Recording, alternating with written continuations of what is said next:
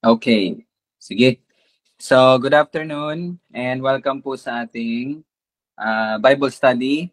So, Monday, first, no? Start ulit tayo. So, para po sa kaalaman ng mga manonood nito, so we are studying the Gospel. So, specifically yung about po sa buhay, no, ng ating Panginoong Hesukristo. So, um, nagsimula tayo ngayon sa Matthew 1, pero after ng Matthew 1, I think magja-jump tayo sa Luke. So, pag ganun tayo sa 4 gospel books, no? Kaya sinabi ko, hindi ko sinabing the gospel of Matthew, but the gospel of Matthew. Tama nga tol, no? No? And so, sinabi ko lang the gospel kasi, yon specifically sa buhay po ng ating Panginoon sa Kristo. So that's why magja-jump tayo. So now we are in Matthew 1, verse 9. So nakikita naman yun sa online.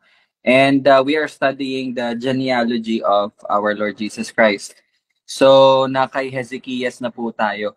Alright? And I think napag-aralan natin yung 2 Chronicles chapter 29 and 30 about po sa paghahari ni King Hezekias.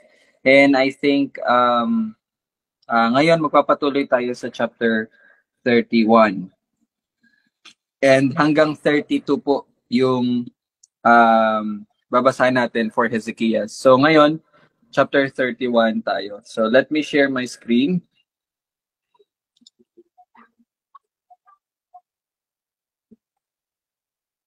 Ayan. So yes, Matthew 1 verse 9 kay Hezekiah, and mag-aaral tayo sa 2 Chronicles chapter 31. 31 na tayo. Okay, there are 21 verses. So siguro basahin natin.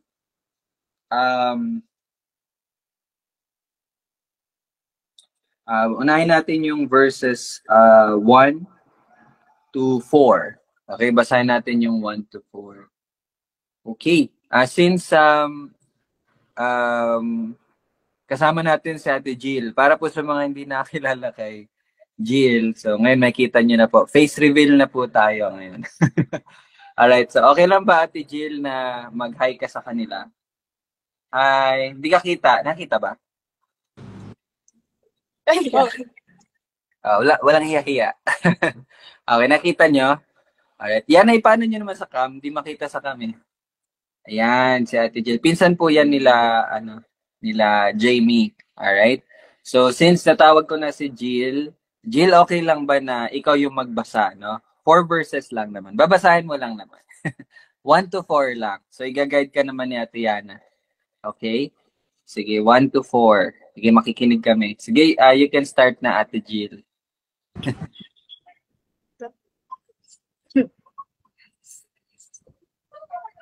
Nang matapos ng lahat ng ito, ang buong Israel na maroroon ay lumabas patungo sa mga lungsod ng Juda at pinagputol-putol ang mga haligi at binuwal ang mga sigradong poste at giniba ang matataas na dako at ang mga dambana sa buong Juda at Benjamin, sa Ephraim at sa Manases hanggang sa mawasak nilang lahat. Pagkatapos ay bumalik ang lahat ng mga anak ni Israel sa kanilang mga lungsod, bawat isa sa kanyang ari-arian. Inirang ni Hezekias ang mga pangkat ng mga pari at mga libita sa kanya-kanyang pangkat. Bawat lalaki ay ayon sa kanyang katungkulan. Ang mga pari at mga libita para sa mga handog na sinusunog at sa mga handog pangkapayapaan upang maglingkod sa mga pintuan ng kampo ng Panginoon at magpasalamat at magpuri. Ang ambag ng hari mula sa kanyang sariling pag-aari ay para sa mga handog na sinusunog, ang mga handog na sinusunog sa umaga at sa hapon, mga handog na sinusunog para sa mga sabat, mga bagong buwan at sa mga takdang kapistahan na gaya ng nakasulat sa kautusan ng Panginoon.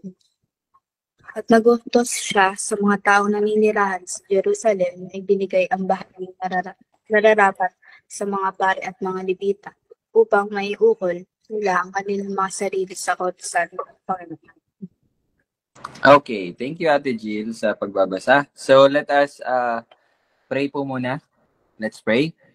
Panginoon, kami po'y humihingi ng um, pag-intindi at pag-unawa sa iyong salita. Pakita mo po sa amin ang iyong soberanya at iyong kalooban. At maraming salamat na ikaw ang nagbibigay patuloy ng isang puso at hangarin na kami po ay matuto, lumago, at iyong itama at pagtibayin sa pamagitan po ng iyong salita. Tunay nga na ikaw ang aming Ama dahil ikaw po ay tunay na kumikilos sa buhay ng bawat isa, ang patuloy na pagpapabanal sa pamagitan ng banal na Espiritu. Ito aming panalangin sa pangalan ni Jesus. Amen. Okay, so balik tayo sa verse 1. Para po sa short review lang po, no? Sa chapter 29 and 30, doon po natin nakita yung reformation na tinatawag. So pagbabalik, no, sa kung ano yung tama, kung ano po yung itinalaga ng Panginoon, ayon po sa kanyang salita, ayon sa kanyang utos. So nakita po natin doon yung mga ginawa, no? And then after that, sa chapter 30, nag-focus po tayo doon sa mga pag-celebrate, no? Sa Tagalog, ano nga yung term na yon? Pagkiki, ano yun?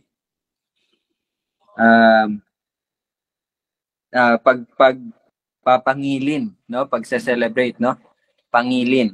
All right? So nakita natin doon yung mga celebrations and nakita natin na kung gaano po binigyan, no, ng joy ng Panginoon ang mga Israelita na kasama po yung mga taga Northern Kingdom. So doon po natin nakita yung totoong pag-unite or reunite po nung dalawang na divide na kingdom. So kung mapapansin nyo sa previous po natin ng mga Bible studies, puro talaga pag-aaway. And meron man silang pakikipag tawag dyan, yung partnership ba, no? Kung matatandaan nyo, yung si King, sino yung hari na yon, yung nakipag ano siya sa hari ng Israel, that is not the real unity, no, na dapat po, yun po yung hindi totoong unity na tinatawag. Pero dito natin makita yung reunification ba na tinatawag diyan. So naging united po ulit yung Israel, hindi sa pamagitan ng parang pagkikipagtipan ng hari sa hari, but yung pagbabalik nila sa Panginoon. Doon din nagbalik yung unity, no, ng dalawang kingdom. So you see, it's only talaga yung pakikipag-ayos, no, sa Panginoon. And ngayon naman, magpapatuloy tayo doon, and I think this time parang babalik na po yung mga taga Ephraim at Manasseh. So Ephraim and Manasseh represents the Northern Kingdom. Okay? So sila po yung parang nangunguna talaga na yung bumalik talaga din sa Panginoon. All right? So iisa-isahin natin, tingnan po natin verse 31. Nang matapos ng lahat ng ito, okay? So tapos na yung celebration nila, ang buong Israel na naroroon ay lumabas patungo sa mga lungsod ng Juda at pinagputol-putol ang mga haligi at ibinuwal ang mga sagradong poste at giniba ang matataas na dako at ang mga dambana sa buong Juda at Benjamin.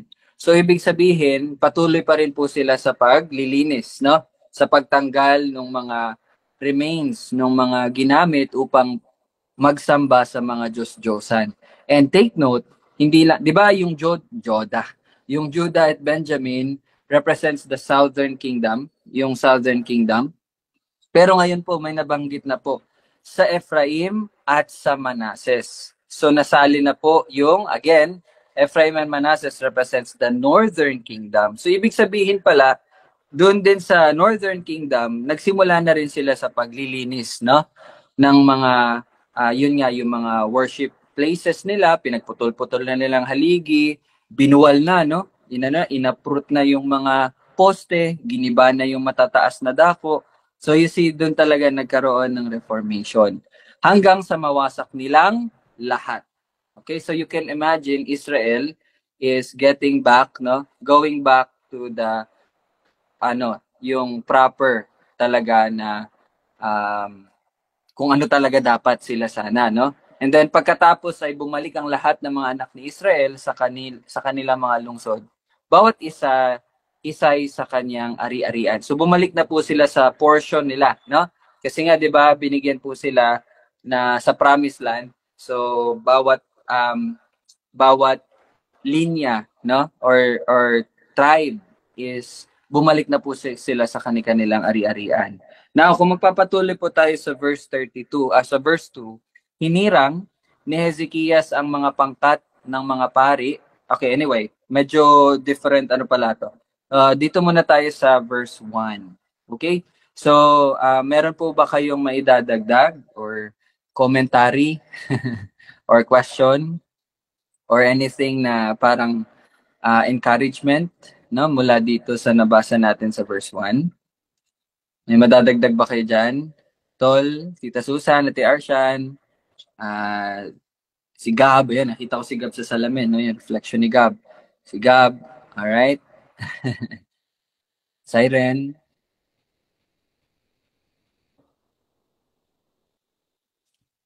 Anyone po?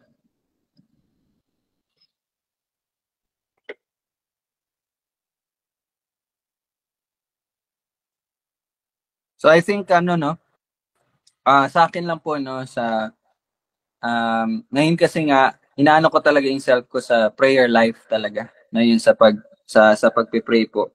I think this is a very good prayer item as well, no? Na ito, banggitin din po natin ito sa ating mga panalangin na kung ano po yung nangyari dito sa Reformation during this time is maging totoo din po sa bawat isa sa atin, no, yung prayer natin, we will have this unity na manggagaling sa Panginoon, and yun, putulin na talaga yung mga haligi, no, yung mga sagradong poste at yung matataas na dako kung saan po ay nagiging natin siya, no, worship, idol worship, no, pag place, no, kung saan po tayo nag-worship din sa idol. Again, tayo po, we are always, no, in this battle, no, within ourselves also. So this is a good prayer item, no? So yun lang, may dagdag ko lang po. This is a good prayer item for us as well, no? So, okay, kayo po, baka meron po kayong maidagdag dito. One thing also na nakita ko dito is yung epekto talaga ng kung ang Panginoon talagang nagsisiayos, no? Yung, again, nabanggit ko nga po yung kanina, yung mga previous king, so far ba, ilang hari bang nabasa natin na parang nakipag-partner sa Israel, sa Northern Kingdom? Matatandaan niyo po ba? So far, natatandaan ko isa lang si mga pangalan nun. Tingnan natin sa verse. Tandaan niyo ba yon? Sige, tingnan natin sa verse 8. Parang nandito yun. Jehoshaphat. Tama? Si Jehoshaphat yun, Tapos, nakipag-partner siya kay King Ahab. Tama ba? Na? King Ahab. Tapos, yes, I think tama. Ito yung si Jehoshaphat yung natatandaan ko. Although Jehoshaphat was a righteous king, no? Yun lang yung parang naging fall niya, no? I mean, naging dahilan na nadapa siya, no? Is yun nga yung niya kay King Ahab. So, again, kung ganun po talaga yung way, no, ng unity nating tinatawag, hindi talaga siya magre-result sa tama. Pero if it is God, no, kumilos talaga sa pag-unite, no, magiging tama talaga yung lahat. So, we praise God kasi nakita natin dito yung mga talaga, yung nasa Northern Kingdom, Ephraim at Manasseh, no? Kasi sila talaga yung parang kung babasahin po natin yung linya ng kingship doon, puro ano talaga idol worship. Sa Judah, meron tayong nababasa na parang matino, and then ano na naman, matino. So parang sa Northern Kingdom naman, it's always idol worship na ang nangyayari. And ngayon, so we see nadala nila sa pag-uwi nila doon sa Israel, sa Northern Kingdom, nadala nila, ginawa din nila 'yon. Kumbaga, naging totoo talaga yung nangyari doon sa pag-unite nila sa Jerusalem and nag-celebrate sila, Reformation, nakinig din talaga sila sa salita ng Diyos. And naging totoo siya sa pag-uwi nila. No? And ihalin tulad ko lang po din sa atin, that must be our prayer also, no? Na kapag tayo nagtipon-tipon every Sunday, ito yung iano ko lang, every Sunday, yung alam niyo yung natututunan natin, yung pinag-aaralan natin, maging totoo din siya sa ating pag-uwi. So inihiram ko lang po yung mga salita to give a reminder for everyone, no? Maging totoo din siya sa ating pag-uwi. Kapag umuwi na tayo sa ating kanya-kanyang ari-arian. Naintindihan niyo po ba ako? So, yun talaga, no? Yung maging totoo talaga siya. Okay. So, proceed tayo or may dagdag kayo? Okay lang? Okay po. Sige, patuloy tayo sa verse 2. Ngayon, sabi po dito, hinirang ni Hezekias ang mga pangkat ng mga pari at mga Levita sa kanya-kanyang pangkat, bawat lalaki ayon sa kanyang katungkulan, ang mga pari at mga Levita, para sa mga handog na sinusunog at sa mga handog pangkapayapaan, upang maglingkod sa mga pintuan ng kampo ng Panginoon at magpasalamat at magpuri. So this time, nawala po kasi itong order or proper na delegation or yung bibigay ng specific role, no? So sa utos kasi talaga ng Panginoon, mababasa natin doon na meron talagang specific group na ito sila ang magfa-facilitate sa ganito, yung katungkulan nila ganito. So dito nakita natin again yung patuloy na reformation na ginagawa. Inano po ni King Hezekias, no? Binigyan na talaga ng proper delegation, pinagpangkat-pangkat niya na, inassign niya na yung mga gawain nila. Okay? So makikita natin dito yung pagsasaayos po talaga. Okay? And sige, iano natin para mamaya discussion. Verse 3, ang ambag ng hari mula sa kanyang sariling pag-aari ay para sa mga handog na sinusunog. Okay, now take note of that first na phrase. Tapos ang mga handog na sinusunog sa umaga at sa hapon, mga handog na sinusunog para sa mga Sabat, mga bagong buwan at sa mga takdang kapistahan na gaya ng nakasulat sa kautusan ng Panginoon. So dito natin makita din yung initiative po ni King Hezekias, no, na mula sa kanyang sariling pag-aari, nagano talaga siya. He contributed much, no? Nagbigay talaga siya. And maging magandang example po 'yun na kumbaga makita natin dito. Actually, King David, kung mababasa niyo po din sa commentary nila sa kala John MacArthur na Study Bible. So even David pala, no, ginawa din to, yung initiative, no, yung pangunguna ba, no? Pangunguna na siya sa from his own na wealth, ibinigay din niya 'yon upang gamitin na handog na sinusunog. Alright, so the same thing, ganun din pong ginawa ni King Hezekias. Okay? So, again, pagpapakita na ayun, kailangan din talaga na although kasi ang binabasa kasi natin dito, no, yung buhay ng hari, no, ng leader, ng isang leader kumbaga. So it's a good thing na ang hari nila is nagpapakita talaga na ayun, good example. And we have the best, one good example only, no, and that is our Lord Jesus Christ. So 'di ba ganun naman ang ating buhay. No, we live by the principle and example of our Lord Jesus Christ, no?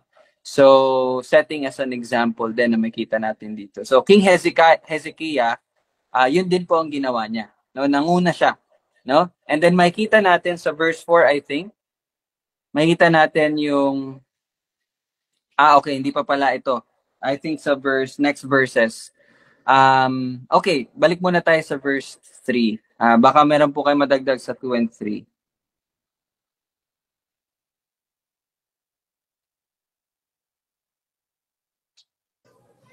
Or may tanong.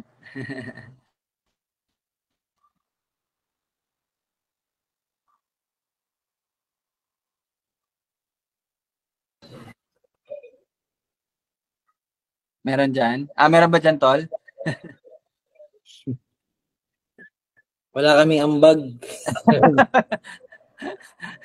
Buti pa si King Hezekias, may ambag na, Tol.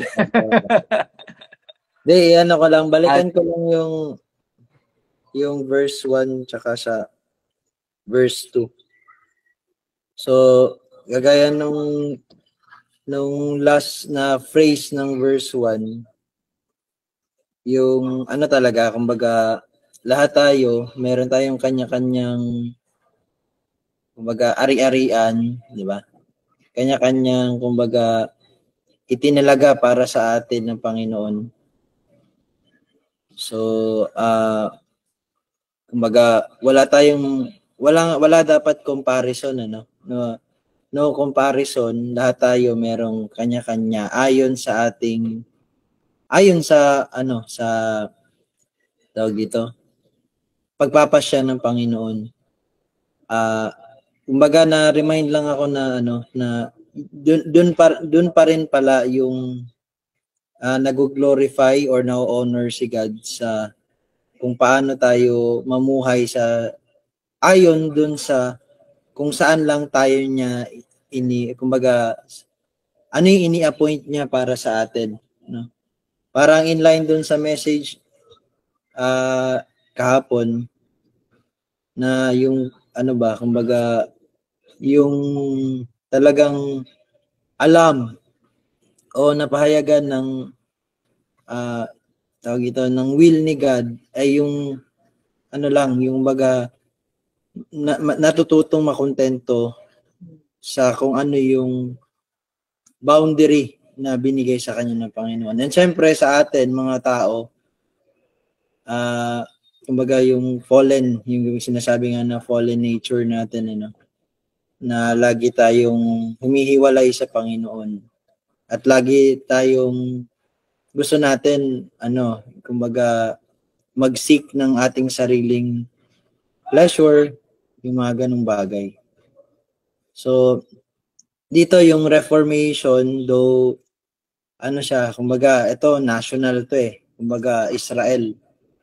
Pero, yung main dapat na nakikita natin is yung buhay.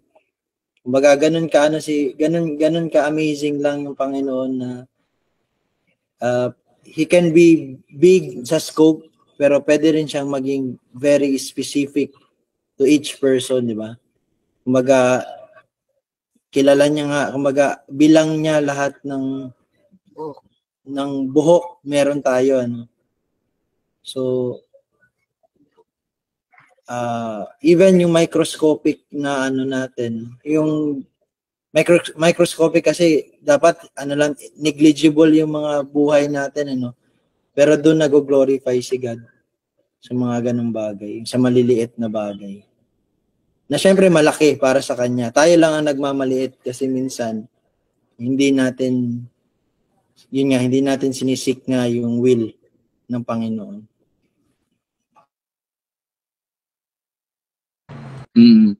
Okay. So, ayun, salamat tol sa additional na comment. So, anyone, baka yung iba naman may maidagdag din. So, yan ko lang din, yung sinabi po ni Kuya na yung hindi talaga dapat natin ikumpara yung sarili natin sa ibang tao. I mean, yung wag po talagang maging batayan, no, yung ibang tayo. Kasi minsan, yun yung nangyayari isip natin ay ako, hindi pa ako ganito. So, it's possible na hindi rin ako ligtas, no? Sige, gamitin natin yung about sa kaligtasan, no? Minsan ganun tayo mag-isip eh. Pero ano pala yun yung danger nun, nagre-rely pa rin talaga tayo sa kung ano yung nakikita, yung works natin. Kasi kapag ganun, works yun eh. No, hindi natin na nauunawaan na it is the work of Christ, no? Yung finished work of Christ ang siyang nagligtas talaga sa atin. So why would we compare ourselves? So wala lang, na-share ko lang din kasi many times no na ganun din po yung naisip ko, especially dati nung again hindi pa talaga clear yung gospel. So but yung clarity talaga ng totoong magandang balita is ano talaga siya. Yun talaga. Ang gospel talaga ang nagbibigay, I mean, yung kapangyarihan, yun ang kapangyarihan ng Panginoon upang iligtas ang kanyang mga, mga anak, no? Yung mga kinahabagan niya, yung pinagkalooban niya ng kanyang awa. So, yun lang din, no? So, okay. I think mag-proceed tayo sa verse 4. Okay? So at nagutos siya sa mga taong naninirahan sa Jerusalem na ibigay ang bahaging nararapat sa mga pari at mga Levita upang may ukol nila ang kanilang mga sarili sa kautusan ng Panginoon. Okay, so gusto ko din po 'to pag-usapan talaga. So to give you a parang short summary, so ito po yung about sa total, correct me no, yung sa tithe. May iba't ibang klase po kasi ng tithe. And I think lahat po tayo naririnig na yung tithe. Now, base din po sa, actually hindi ko pa talaga napag-aralan yung tithe. Dito lang, nabase lang din sa nababasa ko for now. Tithe is, di ba, 10th, no? 10%, parang gano'n, no? 10% ng, ano ba yan, income or totality or income? Maybe income, no? Yung mga ani. Okay, so yung ani. So dito, the modern time, income na. Alright, during that time, ani ang tinatawag, 10%. So that is for ano pala, yung mga pari. Okay? To sustain and to support yung mga naglilingkod po sa templo. Kumbaga kasi ang ginagawa po ng mga Levita at ng mga pari, ang tanging ginagawa lang nila is yung pagsiservisyo po talaga dun sa templo. Okay? Para kanino? Yes, para kay God and para po sa buong nation ng Israel. Sila po ang gumagawa nun. Okay? Now, God commanded the Israelites na since si Levite, okay, yung ano ni Levite, ang linya ni Levite ang siyang nakatoka sa paglingkod para sa buong nation ng Israel to serve in the temple of God. So, bibigyan sila ng 10% para, yun nga, ito, nasabi dito, upang, di ba, sabi dito, ibigay ang bahaging nararapat sa mga pari at mga Levita upang may ukol nila ang kanilang mga sarili sa kautusan ng Panginoon. Naintindihan po natin? Okay? So, I don't know kung ano pong nangyari, but yes, na naging perverted na talaga din itong kaisipan about po sa tithes, no? Pero dito makita natin kung ano ba talaga, para saan po talaga 'yon. And para po ano natin, tingnan muna natin, no? Basahin mo, medyo mahaba kasi yung verse dito. Nang maikalat na ang utos, ang mga anak ni Israel ay saganang nagbigay. Okay, so ibig sabihin nagpanukala po si King Hezekiah no sa buong Judah, I don't know, or buong Israel, kasama na siguro din yung sa Northern Kingdom. And so, yes, nung natapos yun, tingnan niyo po yung response din ng mga tao, no? Saganang nagbigay ng mga unang bunga ng trigo, alak, langis, pulot, at ng lahat ng bunga ng bukid. At sila ay nagdala ng napakaraming ikasampung bahagi ng lahat ng bagay. So you see the response, no? Makita, yun nabanggit po ni Kuya kanina na yung although ang nakikita po natin na reformation dito is the whole nation of Israel. Pero yes, you will see here yung ano talaga, yung specific, yung individualistic, no? Na pagtutuwid ng Panginoon. So nakita niyo po yung response ng bawat isa. They freely and abundantly gave. Okay? And then verse 6, ang mga anak ni Israel at ni Judah, so you see, buong talaga, kasama po yung Israel, kasama yung Northern Kingdom. So, ang anak ni Israel at ni Judah na naninirahan sa mga bayan ng Judah ay nagdala rin ng 10 bahagi ng mga baka at mga tupa at ng 10 bahagi ng mga bagay na itinalaga sa Panginoon nilang Diyos, at ang mga iyon ay kanilang isinalansan. When we say isinalansan, tol, pile, tama, no? Inipon, kumbaga, no? So, okay, proceed muna tayo bago natin pag-usapan po yung sa tithes, no?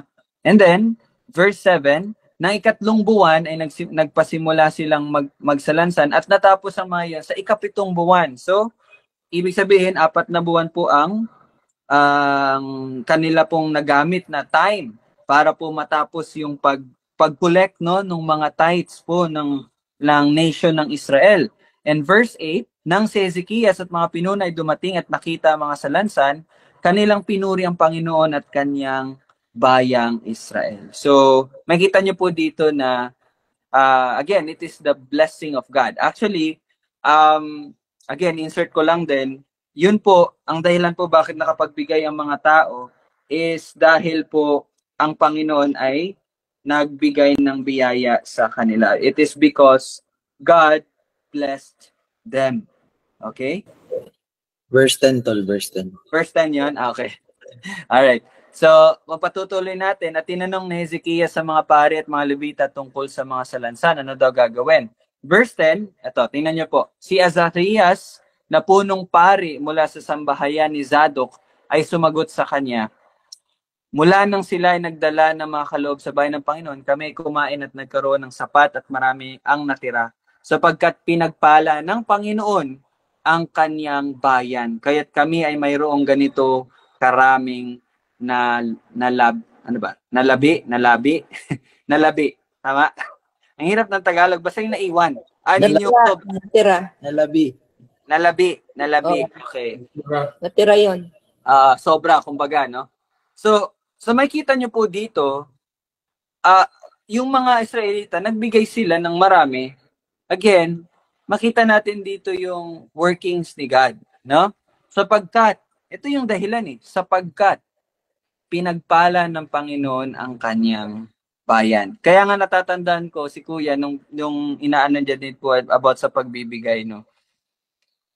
Kasi nga ako din, buti na lang natama na din, no? Salamat sa Panginoon. Ang pag-iisip ko talaga, ayoko magkaroon tayo ng yung giving. Kasi iniisip ko nga na parang ayaw kong madungisan na about pera lang yung ginagawa nating pagsisimba, no? So pero again, pala din ako, no, na nadala rin ng wrong about po sa word. So ayun, reflection pala talaga. The way we give, how much we give, is a reflection, kumbaga pagpapakita kung paano po ang Panginoon ay nagbigay ng biyaya niya sa atin. Naintindihan niyo po yun? Di ba, tol? Gusto ko lang din na din to sa bawat isa, yung pagbibigay. Kasi to be honest po with you, no, mga kapatid, alam ko po yung ako po kasi nagko-collect, no, ng mga bigay. And again, hindi naman ito para dumami yung pera, no? Pero again, it is in the word of God, no, na the way we give is a reflection kung paano ka po binigyan din ng Panginoon. So, sige tol, baka may madagdaga kasi ikaw yung din about dito.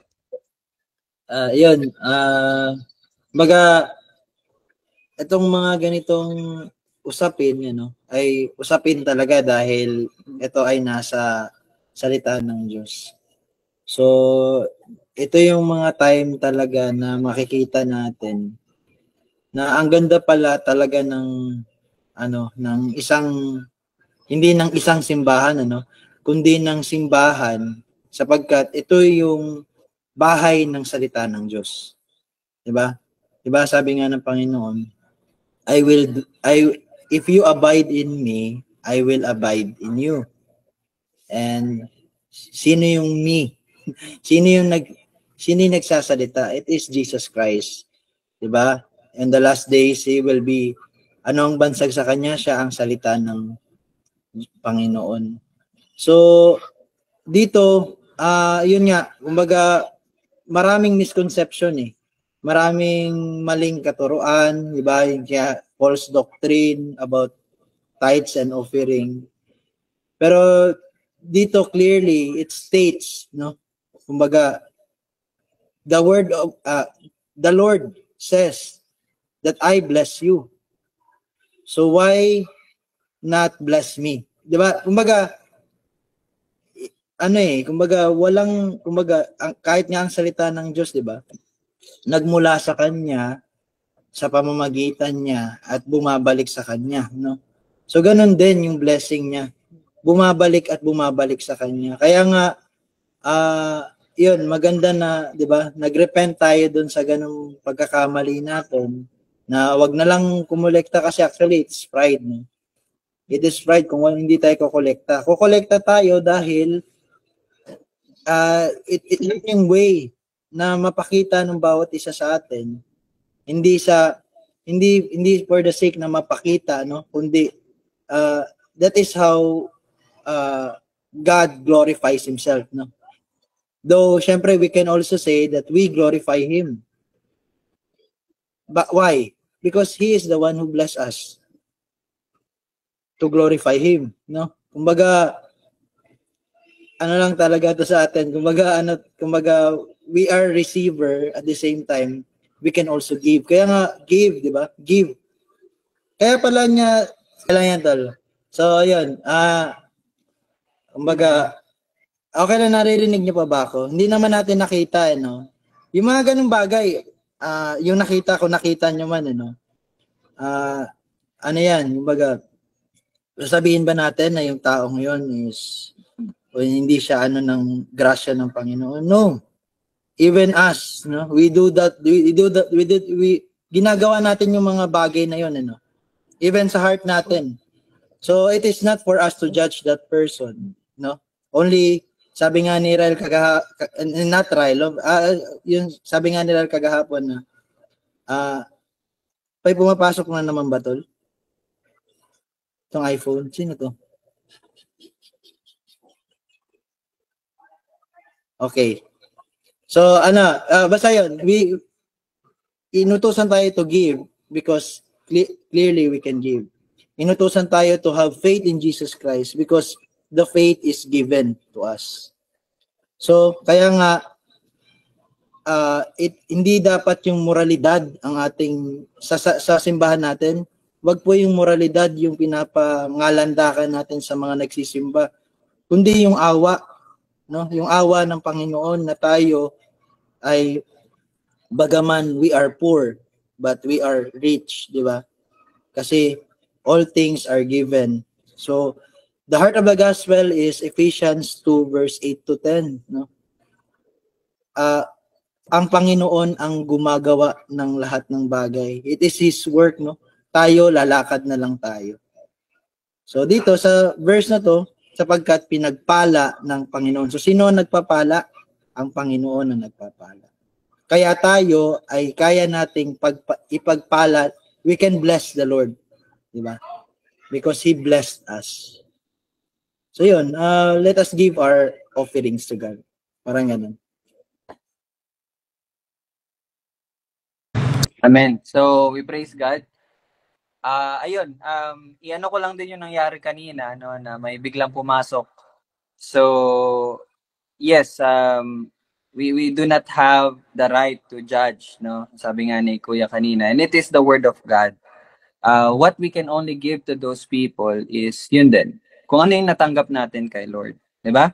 We give them grace, we give them we become merciful to them, we pray for them as well. No, pero again, we have to judge correctly. Okay? No, so wag natin ibigay sa mga aso at baboy yung kung ano yung banal na bagay. So kaya nga ang pagiging discerning is napaka-importante po. Pero yun yung nangyari kanina. So I apologize din kasi ginawa ko talaga siyang open for all. So and yun lang din para pag-ingatan lang din yung itong iglesia ng Diyos, no? So from those na mga bagay, so it's din warning din, no? maging maingat talaga tayo. So you see, hindi natin alam kung saan nanggaling yon, bigla na lang. Actually, paulit-ulit na yun eh. Parang nagfa-follow na ata yun din sa ano natin, and then nakita niya yung post na, okay, you can join this and that. So yun lang po. Anyway, balik tayo sa topic. Okay lang po kayo? Alright, okay lang ba yung bawat isa? Okay. So anyway, so yun, yung pagbibigay, ayun, magandang reminder yon sa atin na nagbibigay tayo kasi ang Diyos ang nagbigay sa atin. Okay? So always remember that. And yun nga din, lagi nating tandaan, wala talagang nanggaling sa atin, no? Tayo pumunta rito tayo naparito sa mundong ito na wala talaga tayo.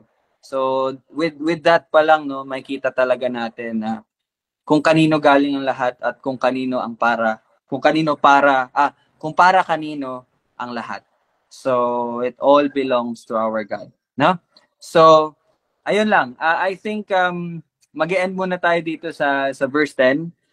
Yung verse 11, and although may time pa tayo, so maybe pwede natin magamit 'yon for free talk. Akala mo nagle-lesson eh, no? Okay? So baka may lang. Sige. Sige, tol.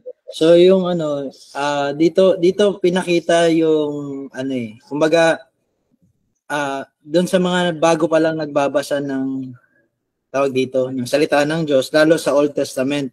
Kahit ako hindi naman talaga ako well-versed pa sa Old Testament. Pero ito maganda lang kasi napag-aaralan natin. Ngayon ko na pagtanto sa pagbabasa natin na talaga pala yung batas ng Panginoon, it makes sense. No? It makes sense. Bakit niya inuutos yung mga ganung bagay? Dahil lang ba ang Panginoon natin ay, alam niyo yun, yung dahil siya ang makapangyarihan sa lahat at siya ay soberanya niya nga, so nagagawa niya yung gusto niyang iutos sa'yo. Sige nga, tumalong ka dyan. Hindi pala ganun ng Panginoon, Even He is the God of order. Kung ano man yung kanyang binigkas sa kanyang kautusan, ito ay para lang rin sa atin, no? He wants to, kumbaga, sabi nga ng Panginoong Hesukristo, tayo ay magkaroon ng buhay, at yung buhay na yun ay isabuhay natin in abundance, 'di ba? So what is abundance without order, no? Kung magulo naman ang lahat ng bagay. So inaayos lang niya. And dito nakita natin yung government ng Israel, no? Na talagang yung treasury nila nanggagaling talaga sa yung tithes and offerings. And actually tayo, even yung Pilipinas may ganun din we pay our taxes .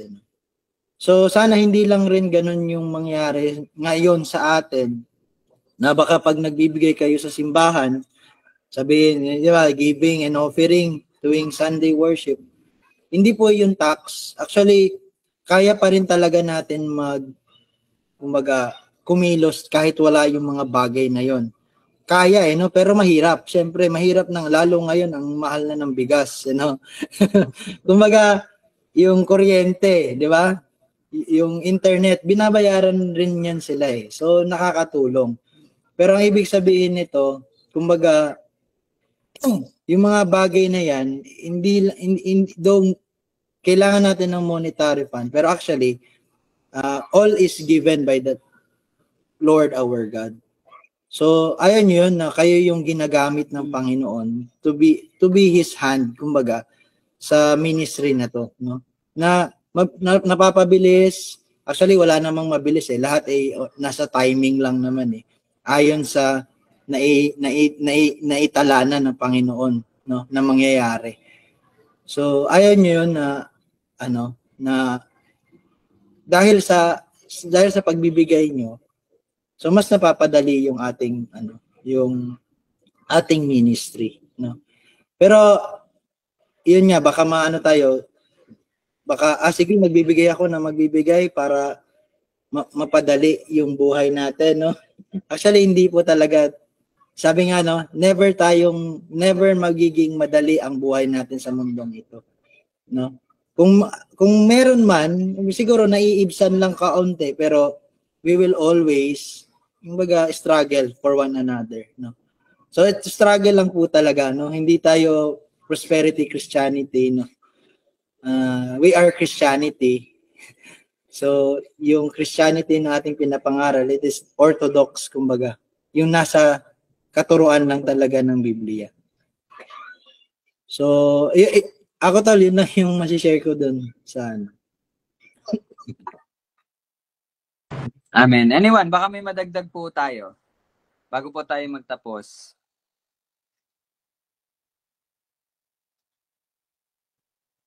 Sige, Dad. Possible ba na nagpapalo sa atin? Nakikita natin. Para hindi ba? Para maiwasan yung mga ganun. Nakikita daw natin. Kumbaga, pwede nating i-review yung mga nagpapalo. Parang ganun ba? Minsan nangyari kanina. Okay. Hindi, yung sa ganun kasi, Dad, meron kasi tayong link, di ba? Inopen ko kasi siya. Actually, bago kayo makasali, yes or no ko muna. Kaya lang kanina, nakalimutan ko, na-open ko pala siya. So, automatic po makakapasok. Wala naman sanang problema yun, actually, yung kanina nangyari. Problem lang. Ano lang yun, kumbaga, na-open ko lang talaga all. Pero pwede naman siya na hindi. Ayun. So, yun lang din. Siguro, i-relate ko lang din to sa ginawa dito sa yung pagtatalaga talaga ni Hezekias. Kasi King Hezekias cannot do that eh. Actually, yes, I mean, given na ang mga pari lang po talagang nakatalaga, libita sa pagsuserve doon sa temple. Pero kung makikita nyo po, meron din talagang dinivide na specific people for specific tasks. And ako din po, na-learn ko din yan ngayon kasi kung mapapansin nyo po for now, halos lahat po talaga, ako yung parang may dito ha. I mean, when it comes to technicalities, even ito, yung pagla-live po ngayon, although nag-lead po ako ng live, nag-lead ako ng Bible study, inasikaso ko din dito sa left side ko yung live naman. And the same way, every Sunday, magpi-play pa po ako ng organ, inaayos ko pa yung mga ganang bagay. Yeah? So, I really need ng mga tao na italaga din for specific task. Yun lang din. So, yung core team, magkakaroon again tayo ng training for that. Sige, yun lang. Sige, Tol. So, ayun. So, salamat, Tol, sa yung talagang tutok ka sa mga maraming bagay. And gusto ko lang sanang bigyan ng praise and worship ang ating Panginoong Hesukristo. Kasi, siya yung, alam niyo yun, siya yung pare na hindi niya na kailangan ng kahit sino para tulungan siya. Eh napakaganda kasi si Ryle, sabi niya, 'di ba? Na niya talaga na hindi niya kayang gampanan lahat kasi tao lang eh. So you see, bakit pala talaga yung faith natin kay Jesus Christ is enough? Kasi He is the only person who can do all these things without any help. And us, we need every help. So please help us. Your tithes and offerings is a good way to help us. Actually, yung sinasabi kong us, hindi, wag niyo sabihin na kami ni Ryle. Hindi ganun eh. Us meaning we, as the church. You help the church. Isabihin, you help you. Because you are His sheep. Tayo yung nasa right hand, di ba? Ni Jesus Christ. So, let us help each brethren. Brethren po, no? So, kahit yung brethren na lang, pwede nating kalabanin lahat ng mga goat. Basta we always, kumbaga, tawag dito, akayin natin yung bawat isa. So, yun, napakaganda lang nung imagery na yun, no? Na we have this high priest in heaven, our only mediator, So, ex nyo na si Mama Mary, ex nyo na yung mga santo-santo na kung sinong kilala nyo. Hindi kailangan ng Panginoong Hesus yan.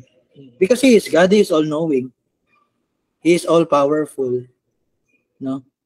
And yung mga technicalities natin, that clearly states our our depravity. Tayo po ay napaka mahihinang nilalang. Kaya kailangan talaga nating we have faith in Jesus Christ. So, yun. Naalala ko lang si R.C. Sproul tol, yung Munoz triplex. So, God is our only mediator. Our King, our Prophet, our Priest. So, yun.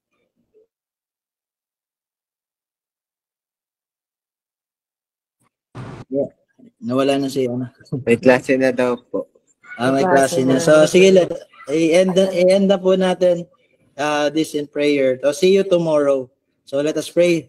Father in heaven, salamat po sa mga salita, yung 10 verses po dito sa 2 Chronicles chapter 31, pagpapakita na kami pong bawat isa, even we are negligible supposedly, but every lives po ng iyong tupa, it matters to you. At sa bawat buhay ng bawat isa, ikaw po ay naluluwalhati sapagkat ikaw po ang nagpakaloob at nag-bless sa buhay ng bawat isa, na lahat ng aming nilalakaran at nagagawa ay ayon lamang sa inyong pagtatalaga sa amin bilang inyong. Ito ang aming panalangin sa pangalan ni Jesus. Amen. So, see you